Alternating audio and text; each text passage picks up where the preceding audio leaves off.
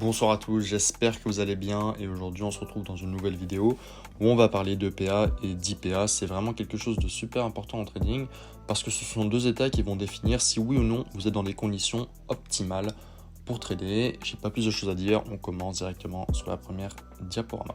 Donc la première chose qu'on va voir, ça va être un petit peu son fonctionnement. Et il faut que vous reteniez bien quelque chose, c'est que le marché cherche toujours à être efficient. Et ça, je vais vous l'expliquer par une équation qui est très simple. Typiquement, lorsque l'on est efficient, donc on est EPA, eh bien le prochain état du marché sera l'IPA. En revanche, lorsqu'on est IPA, c'est-à-dire que le marché est inefficient, eh bien son prochain stade, ça va être de retrouver de l'efficience pour aller combler son inefficience. D'accord ? Donc le marché cherche toujours à être efficient. Lorsqu'il est efficient, il deviendra inefficient par la suite. Et à partir du moment donné où il est inefficient, donc il est IPA, et comme le marché cherche toujours à être efficient, il va vraiment tout faire en sorte pour redevenir EPA. Et il va mettre en place un nombre de choses, typiquement revenir efficient pour aller chercher ses niveaux d'IPA de la meilleure des façons. Et ça, on va le voir grâce à quelques schématiques. Donc on a l'EPA et l'IPA. Donc l'EPA, c'est très simple, c'est lorsque vous tracez vos structures, vous avez un plus bas, donc un plus haut, un nouveau plus bas et un nouveau plus haut. Lorsqu'on revient visiter la marketplace, entre autres, on est simplement EPA et ça vous permet de trader. En revanche, lorsqu'on est EPA, et on le voit sur le deuxième exemple, comme vous pouvez le voir juste ici, on a vraiment un plus bas, un plus haut, un nouveau plus bas. Donc ça fait 1, 2, 3, vous avez 3 points de structure. Et votre quatrième point de structure, il va être inefficient parce qu'il ne vient pas retoucher votre point de structure comme EPA, d'accord ? Comme l'EPA juste à gauche en tout cas. Donc ça, c'est vraiment la première chose à voir. Deux schématiques qui sont très simples, mais ça va être beaucoup plus parlant quand on va l'expliquer sur les graphiques. Ce que vous devez vraiment retenir à ce moment-là, c'est simplement que le marché cherche toujours à être efficient et que lorsqu'il est efficient, forcément il redeviendra inefficient à un moment donné. Et à partir du moment où il est inefficient, donc il est IPA, il redeviendra EPA. Donc voilà les gars, c'est tout pour le diaporama, on passe directement sur les charts. Ok, donc les gars, on se retrouve directement là sur les graphiques. Première chose que vous devez comprendre, et on va vraiment retenir cette chose-là, c'est que lorsque vous êtes efficient, on va targeter les zones inefficientes, d'accord ? Vos zones d'inefficience, typiquement comme cette zone-là, juste ici, ce sont des zones que vous allez pouvoir targeter. Ok ?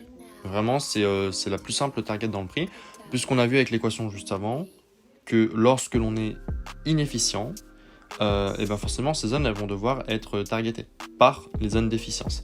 Et ça on va le voir juste ensemble. Mais le marché déteste être inefficient et en partant de ce principe-là, il va faire tout ce qu'il a en possibilité pour pouvoir redevenir efficient à nouveau. Donc retenez bien ce principe-là, le marché déteste l'inefficience et à chaque fois qu'il sera inefficient, il va redevenir efficient pour aller chercher ces zones-là. Maintenant, vous avez vu la vidéo de l'order flow, donc vraiment ceux qui n'ont pas vu cette vidéo-là, allez la voir. Elle nous permet vraiment de détecter un trap ou une zone valide. Par exemple, ici, on peut très, très simplement savoir qu'on a un trap, ok ? On a un trap, rien de nouveau. Enfin, vous pouvez très, très simplement le comprendre avec la vidéo de l'order flow. Moi, maintenant, ce que je vais vous apprendre, c'est l'efficience, d'accord ? Comment utiliser l'efficience de marché et comment savoir ce qu'on peut targeter. Parce que ce SM trap, du coup, c'était une target pour nous et c'était parfait. C'était une zone d'inefficience.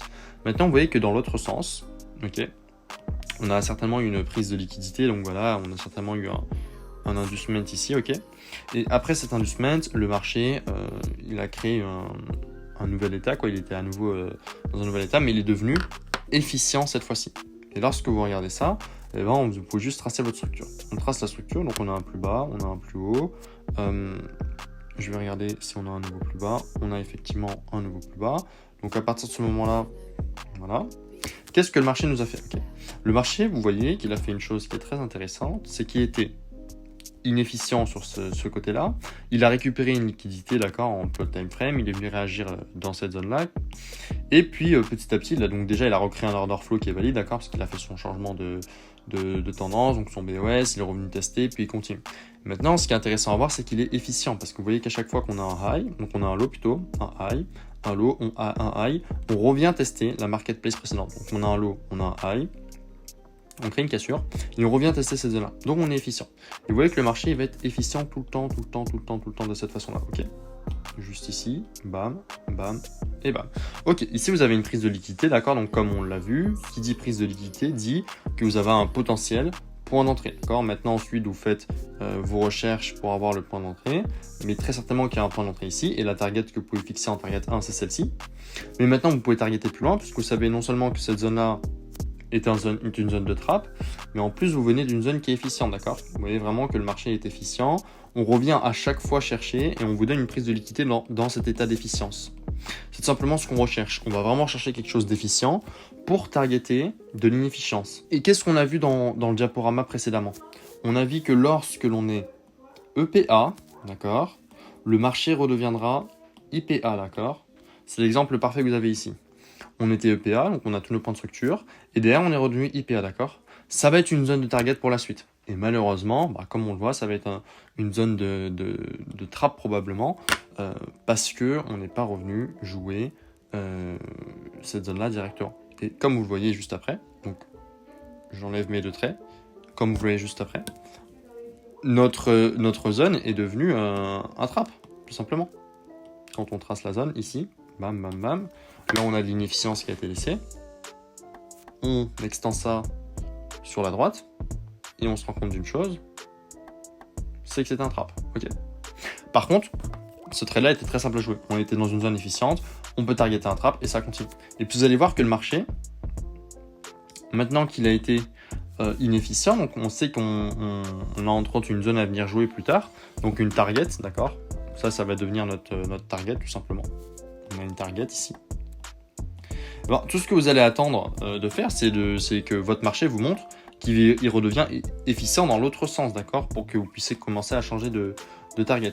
Là, vous voyez qu'il est toujours efficient à la baisse, hein. C'est-à-dire que vraiment, on a laissé certes une zone d'inefficience ici, ok, mais on ne reviendra pas la jouer de suite, tout simplement parce qu'il vous montre que le marché, il est là, il continue de descendre, il revient jouer les marketplaces, donc il revient vraiment jouer ces zones-là, et puis il continue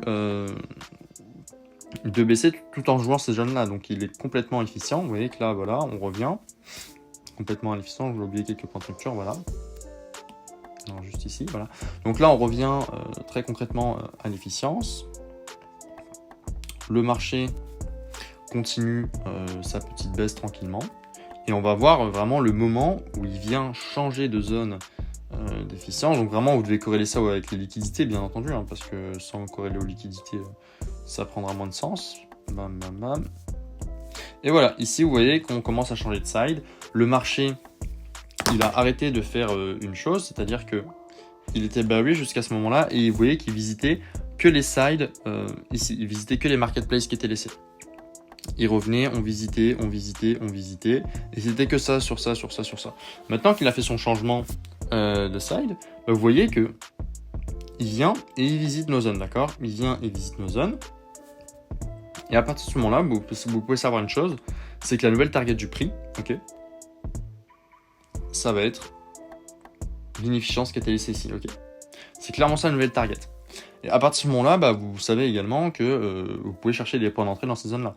Donc, jouez avec vos liquidités, mais si vraiment on va en H4, on verra très certainement qu'ici on a une prise de liquidité, d'accord. Et après notre prise de liquidité, juste en dessous, vous voyez qu'on a un marché qui est inefficient, et on sait que le marché, lui, sa volonté, c'est d'être toujours efficient. Donc voilà, bam. Le marché, il vient chercher une zone qui est inefficiente, juste ici, ok. Et une fois qu'il est venu chercher cette zone inefficiente, regardez la structure qu'il nous crée.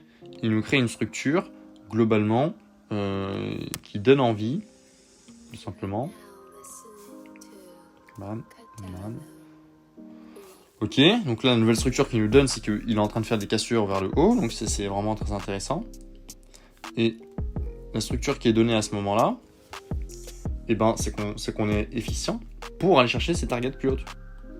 Tout simplement, si on regarde, juste ici, on est efficient. Ici, vous voyez aucun imbalance, donc pas d'imbalance, donc pas forcément d'entrée. Bam. On continue à casser par le haut. On est déjà efficient. On crée un nouveau point de structure. On revient jouer l'efficience de ce niveau-là. Donc c'est parfait. Pas d'imbalance encore une fois. Donc vous poursuivez. Vous avez des targets juste au-dessus. Ici. Donc là, vous êtes encore efficient parce que votre marché, il vous fait des plus hauts de plus en plus haut. Et à chaque fois qu'on a un nouveau plus haut, il revient. En fait, si vous voulez, l'efficience, c'est comme ça qu'on le voit. Vous avez un plus bas, vous avez un plus haut. on casse votre plus haut. Donc, vous tirez un trait sur votre plus haut. Et si on revient le toucher, vous êtes efficient. Vous voyez, on tire un trait sur notre plus haut, on revient le toucher, on est efficient.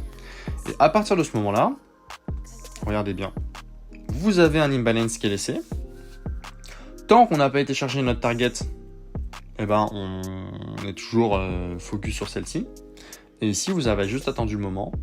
On a eu deux lignes efficience qui s'est créée à l'intérieur de notre mouvement efficient, ce qui vous permet de rentrer en position tranquillement. Donc après, bien entendu, il faut les confluences additionnelles, il faut de la liquidité en interne. Mais vraiment, ce que je veux vous faire montrer, c'est que l'efficience est importante et qu'on a deux états dans le marché. C'est l'état efficient et l'état inefficient. Et le marché cherchera toujours à retourner dans un état efficient. Et il va toujours chasser l'inefficience, d'accord? L'inefficience, ça va être ses targets à des moments donnés, bien entendu. Ça ne le sera pas le cas, mais dans les cas justement où l'order flow se retourne de la bonne façon. Mais voilà, tout simplement, vous voyez qu'on continue d'être efficient. Ici, on monte. Voilà. Et on a créé une zone d'inefficience. À partir de ce moment-là, vous voyez que quand on prend le plus haut, voilà, on est plus efficient à partir de ce moment-là. Donc ce qu'il faut voir, c'est ce que le marché va faire. Et vous voyez qu'après la zone d'inefficience, on est venu créer une zone qui est très brouillon. D'accord? Une zone où c'est pas intéressant de trader. Nous, ce qui va nous intéresser, c'est que le marché, il revienne toucher ces zones d'efficience pour plus tard continuer à jouer bullish. Maintenant, avec l'expérience, vous voyez, cette zone, elle a été retouchée par l'efficience dans une time frame inférieure, d'accord? Ok, ici, vous voyez, on a une bougie qui revient toucher notre plus haut avec le lot de la mèche. Et puis ensuite, on a de l'imbalance qui est laissé entre ici et ici.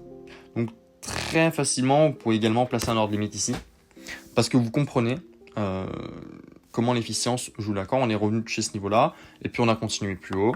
À partir de ce moment-là, on peut rejouer un marché qui est plutôt justement efficient. Et tout ce qui a été créé au-dessus, d'accord, deviendra un petit peu, si je puis dire, du bullshit. Parce que notre dernière zone d'efficience se trouve ici, ok, avec cette mèche-là qui vient toucher notre haut. À partir du moment où on a vu ça, on sait qu'on est dans un marché qui est efficient. En tout cas, que notre marché efficient se trouve ici et que c'est sur ce point-là que le marché redeviendra efficient et qu'il pourra repump pour aller recréer de l'inefficience, comme ici.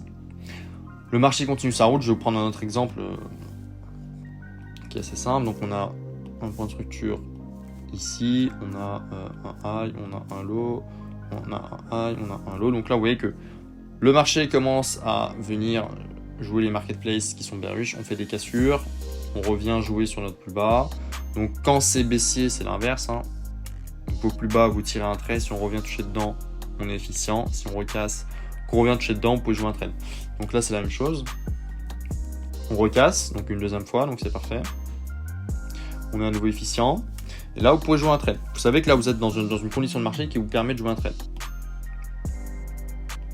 Donc là, on a quelque chose comme ça. Ce serait intéressant de voir ici ce que l'on a. Votre marché, en tout cas, est efficient. D'accord? Et on le voit parce que tout simplement, à chaque fois, on vient combler. D'accord? Donc, on est efficient. Et à l'intérieur de vos zones efficientes qui sont, si vous préférez, macro, donc des zones qui sont assez larges, cherchez votre inefficience et ça va être des zones de test, d'accord? Des zones d'order flow, le prix va revenir. Enfin, je peux vous montrer un exemple très simple. Vous voyez qu'ici, on est efficient, d'accord? Donc le marché, simplement, il est bearish, il revient jouer la zone, donc c'est bon, il est efficient. Et vous cherchez vos niveaux d'imbalance. Typiquement, dans votre zone efficiente, vous avez ces niveaux d'imbalance que vous pouvez jouer pour aller chercher une nouvelle target ici. Puis après, on a une prise de liquidité certainement qui s'opère de l'autre côté, qui permet de faire reverse le marché, et également. Enfin, c'est la même chose à chaque fois, encore et encore. D'accord? Donc comprenez bien ça. Il y a vraiment deux états dans le marché, donc l'efficience et l'inefficience. Et plus vous allez maîtriser ces concepts, plus vous allez être capable d'avoir un biais directionnel objectif, et plus vous allez pouvoir comprendre ce qui se passe par la suite.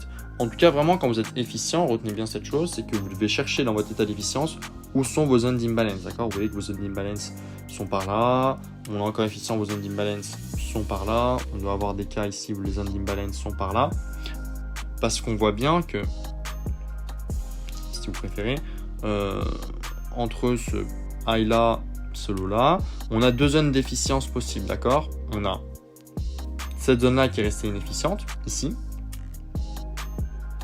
cette zone là qui est ici, Et puis, on a une deuxième zone qui est inefficiente. Dans tout ce mouvement, d'accord, qui vient faire en sorte qu'on soit efficient à la baisse, on a une deuxième zone qui est inefficiente, c'est celle-ci. Voilà. Et à partir de ce moment-là, vous comprenez comment ça se passe.